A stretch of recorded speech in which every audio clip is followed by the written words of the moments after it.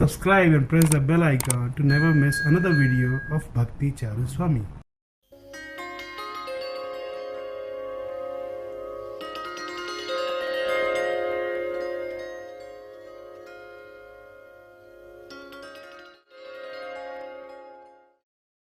যখন জয়পতাকা মহারাজের স্ট্রোক হয়েছিল,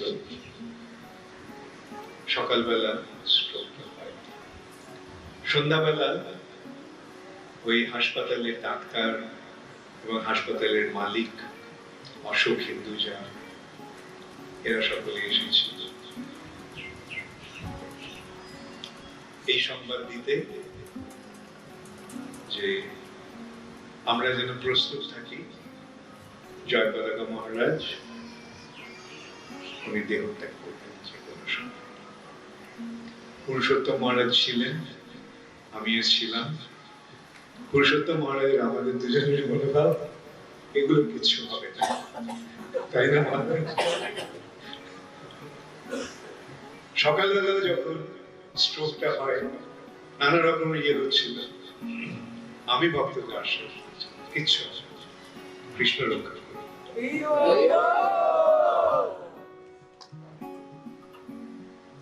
এবং আমরা দেখছি কৃষ্ণ কিভাবে মহারাজকে রক্ষা করেছে। আর সবচেয়ে বড় ইয়ে হলো যে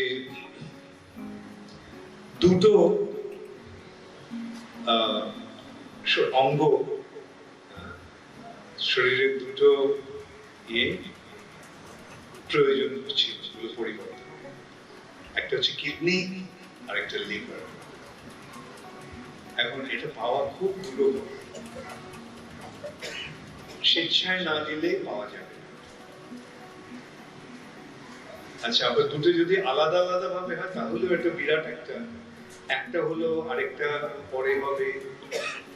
কিন্তু ভগবানের কৃপায় কি হলো, এমন একজনকে পাওয়া গেল যার কাছ থেকে এই দুটোই পাওয়া গেল একসাথে। কিডনিও পাওয়া গেল, লিভারটাও পাওয়া গেল, একই অপারেশনে দুটোর ইয়ে হলো, ট্রান্সপ্লান্ট হলো, পুনর্স্থাপন। এবং তার ফলে এখন দেখতে পাচ্ছি জয়পতাকা মহারাজ ক্রমশ সুস্থ হয়ে গেছে। আমি প্রায় স্বপ্ন দেখি যে জয়পতাকা মহারাজ একেবারে সুস্থ হয়ে গেছে।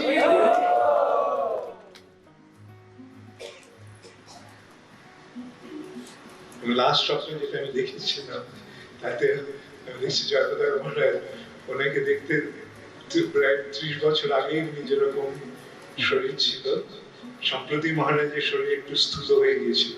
মহারাজ আগে খুব রোগা ছিল, তো জয়পতাকা ওরকম ভাবে আমি দেখেছি। আমি দেখে স্বপ্নের মধ্যে চিন্তা করতে শুরু করি, আমি বলেছি সব ঠিক, আপনি সব ঠিক হয়ে যাবেন, সুস্থ হয়ে যাবেন।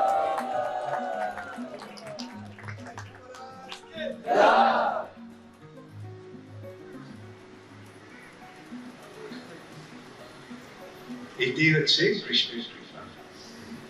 ভক্তের মাধ্যমে ভগবান ভক্তের মহিমা স্থাপন করেন এবং তার ভক্তের প্রতি যে তার যে কৃপা সেটা প্রদর্শন করেন।